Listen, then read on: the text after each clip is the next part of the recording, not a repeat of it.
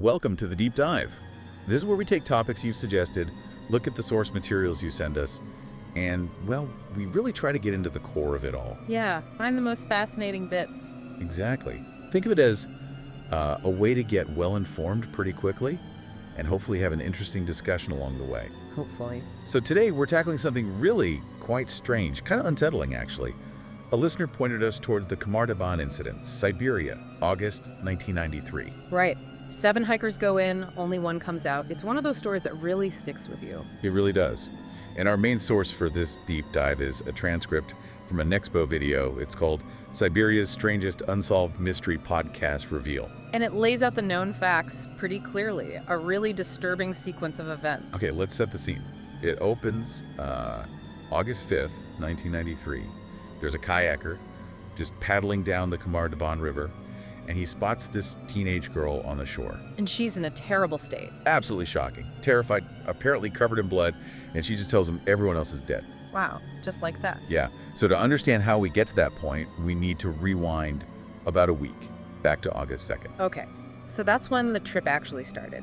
2 different groups, hikers from Kazakhstan, mostly teenagers, some early 20s. And it was a school-sponsored thing, right? An expedition into the Khamar-Daban range? Correct. One group led by a Konstantin Kazantsev. His plan was the lower river valley route. Okay. The other group, the one we're really focusing on, was led by Lyudmila Korovina. She was known as a very experienced hiker in this specific area. And wasn't there a connection? She was the mother of one of Konstantin's students, I think. That's right, yeah. Adds another layer to it. So Lyudmila's group, they were taking the higher route. Higher altitude, aiming for a peak. Titran's Peak, yeah. It was rated a grade 3 hike, so moderately difficult.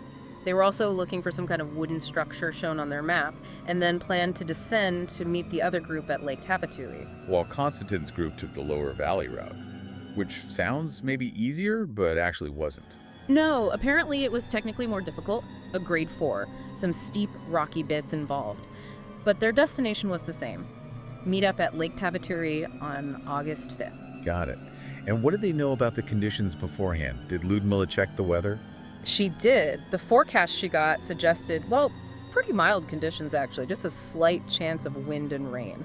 Nothing too alarming. But there was something alarming, wasn't there? Something from the locals. Yes, this is really eerie. As they were getting ready to leave, locals warned them, said the wildlife was acting strangely, really aggressive. Aggressive how? Well, the example given is bears throwing themselves in front of trains.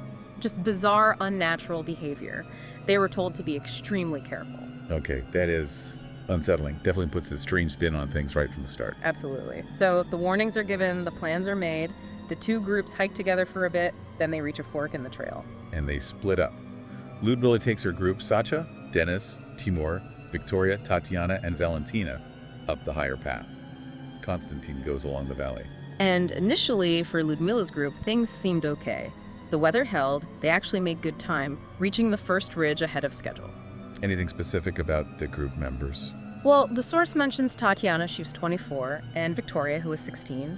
For both of them, this was their first grade 3 hike, so a definite step up. And Lyudmila seemed conscious of keeping their energy up, making sure they ate regularly. But that good weather didn't last. No. By August 4th, so 2 days in, they'd reached this high alpine zone above the trees, and that's when it hit. The storm. Yeah.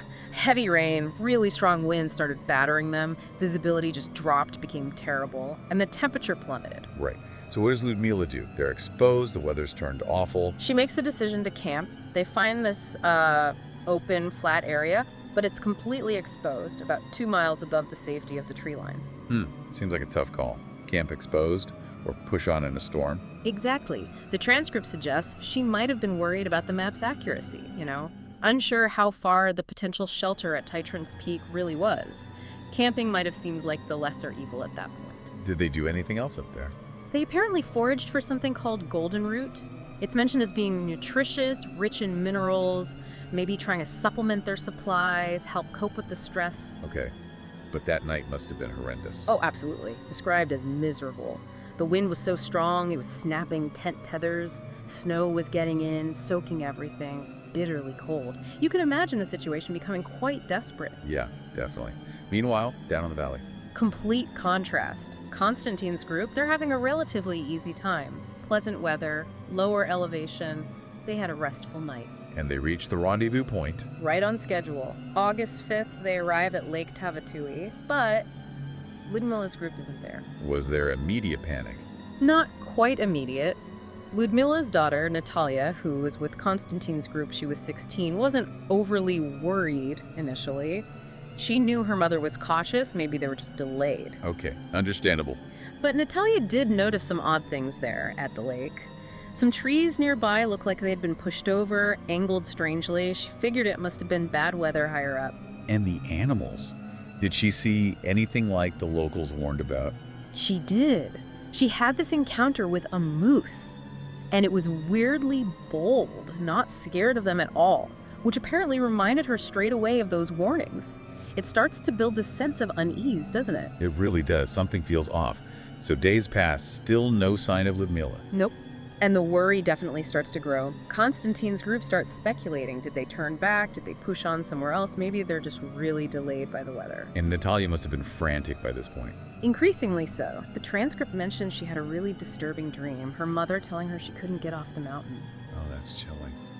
Did she try to get them to search? She pleaded with Konstantin, yeah, but he refused. He argued their own supplies were limited for the rest of their trek. As the leader, he felt his responsibility was to his own group's safety first. That's a brutal decision to have to make. A terrible position to be in. So they continue their own journey. They eventually reach Lake Baikal, their final destination. Still no sign of Lyudmila's group. And Natalia.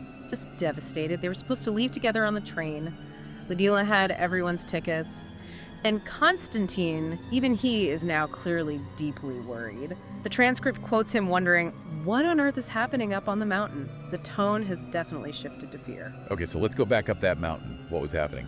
After that awful night, August 4th, in the storm. Right. Nobody in Lyudmila's group got any sleep. At dawn on August 5th, Lyudmila decides they have to descend immediately. Forget Tytron's Peak, just get down to the tree line about 2.5 miles below. Find some shelter. But the conditions were still terrible. Absolutely. The wind was still howling. Visibility was practically zero. Just pushing through that must have been exhausting. And then things got worse. Much worse. Around 11 a.m., Sacha, he was 23, the less experienced one, like a surrogate son to Lyudmila, he starts collapsing repeatedly.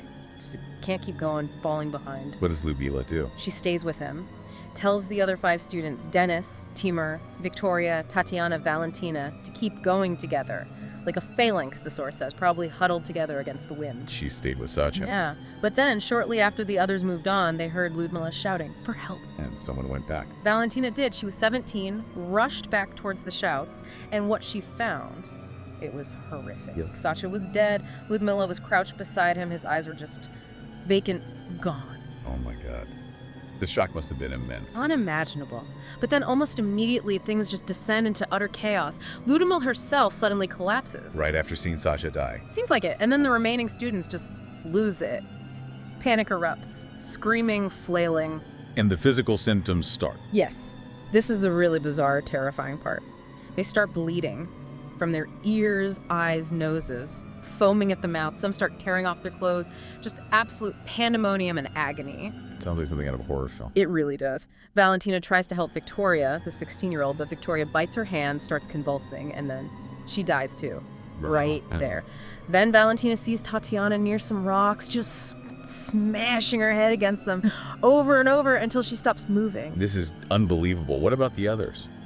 Dennis, one of the boys, he's on his hands and knees, bleeding like the others, but he somehow manages to push Valentina away, tells her to run, just run. He saved her life. Clearly, a final desperate act, so Valentina flees, runs downhill towards the trees, towards safety. She looks back once, sees Dennis collapse, motionless. And she makes it to the trees. She does. Utterly exhausted, traumatized, crawls into her sleeping bag and just passes out. What a nightmare. When does she wake up? The next day, August 6th, and the mountain is quiet. The storm has passed. What does she do? She's alone. Everyone else is. Incredibly, she decides to go back up. She has to see what happened to the others. That takes immense courage.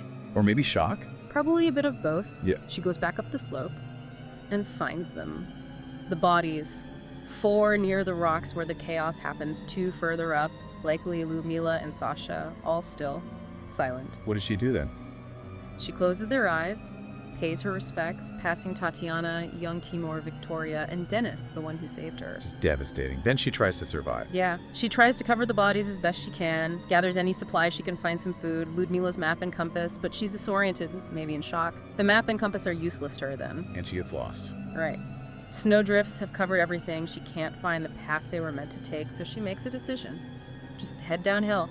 She spots some power lines and decides to follow those, hoping they lead somewhere. How long was she out there alone? It was an incredibly arduous journey. Her food runs out quickly. She's eating that dried golden root they'd gathered. After about 4 days, she's becoming delirious. Did she find any shelter? By sheer luck, yes. She stumbles upon an unlocked winter hut, gets some temporary shelter there, but she has to keep moving. She develops a cold, a fever. Her condition is getting worse. How does she finally get found? She eventually reaches a river, follows it upstream, maybe thinking it leads towards civilization. And finally, on August 9th, 3 days after waking up alone, she's found by a group of Ukrainian tourists. One named Alexander Fitnitsky is mentioned. So she's rescued, but the story is far from over. Not at all.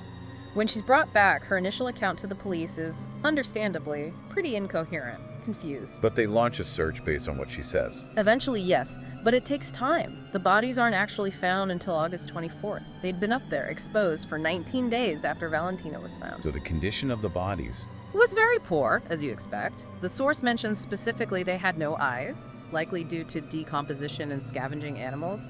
Worms were present, just a grim scene. And did the search party find anything else at the campsite? They did. They found the campsite was actually really close to Titran's Peak, like a few hundred feet away. Yeah. And that wooden tower Lyudmila was looking for, it was right there. Wait, so they were that close to potential shelter? Why didn't they reach it? That's one of the big questions, isn't it? Right. Why camp in the exposed flat area when shelter was potentially so near? Did they not see it in the storm? Was the map wrong about its exact location? We don't know. Anything else found? Food supplies. They found only 1 can of stew at the campsite, which raised immediate questions about whether they were underfed for such a demanding trek. And the autopsies confirmed that. The autopsies did find signs of protein deficiency and malnutrition in the victims, yes. So what was the official conclusion? Who was blamed? The leader of the search party, a Yuri Golias, essentially blamed Lyudmila, pointed to her choosing the exposed campsite, the apparent lack of food, and even brought up some alleged past incidents where she'd supposedly mistreated students. Basically, poor leadership. But Valentina disagreed. Strongly. In later interviews, she defended Lyudmila, insisted they were well-fed, planned for about 2,400 calories a day. So you have this direct conflict in accounts. Okay, so Golias blames Lyudmila. What about the actual cause of death? Officially. Officially, for 5 of the students, Tatiana, Victoria, Dennis, Timur hypothermia. Just hypothermia, despite the bleeding and strange behavior. That was the official finding, yes. For Lyudmila, the cause was presumed to be a heart attack, likely triggered by the shock of seeing Sasha die. Sasha's cause wasn't explicitly stated in the summary we have, but likely also hypothermia or related complications. But as the source points out, that doesn't really explain everything, does it? Not even close. The official explanation feels inadequate. It leaves so many inconsistencies, so many deeply weird aspects just hanging there. Like the biggest one. How did Valentina survive? Yeah. She was in the exact same conditions. Exactly. Her good physical shape, being used to farm life, it's mentioned, but does it fully explain surviving that when 6 others didn't? Especially when Timur was also meant to be experienced. And Victoria, who died, had struggled on easier hikes before. It doesn't quite add up neatly. And the way they died. So fast, altogether practically. Right. The suddenness, the proximity, and those symptoms. Yeah, the bleeding from ears, eyes, nose, foaming mouth, the self-harm like Tatiana hitting her head, the sudden pain they must have been in. That's not typical hypothermia, is it? Not really. Hypothermia can cause paradoxical undressing, where people feel hot and take clothes off, which might explain some of that tearing at clothes. But the bleeding, the head smashing, that's harder to fit into just hypothermia. So what else could it have been? The transcript mentions other ideas. It does. Altitude sickness is considered. Pulmonary edema can cause bloody coughing, but again, doesn't quite match the whole picture, especially the bleeding from eyes and ears. Poisoning from plants or water. Possible. Lake Baikal nearby has had contamination issues historically, but again, why only 6 of them? Why Valentina survive if they all ate or drank the same thing? It's hard to explain the selectivity. Which leads to the more out there theories. Yeah, the conspiracy theories. Like a secret Russian weapons test. Maybe a nerve agent, something like Novichok. They can cause disorientation, foaming at the mouth, could be dispersed as an aerosol. Plausible, maybe. Well, the big problem is still, why only 6? Why would an aerosol cloud affect them so specifically and leave Valentina unharmed? Same issue with the other main theory. Infrasound. Low-frequency sound waves. Exactly. Generated by certain wind conditions or geology, maybe.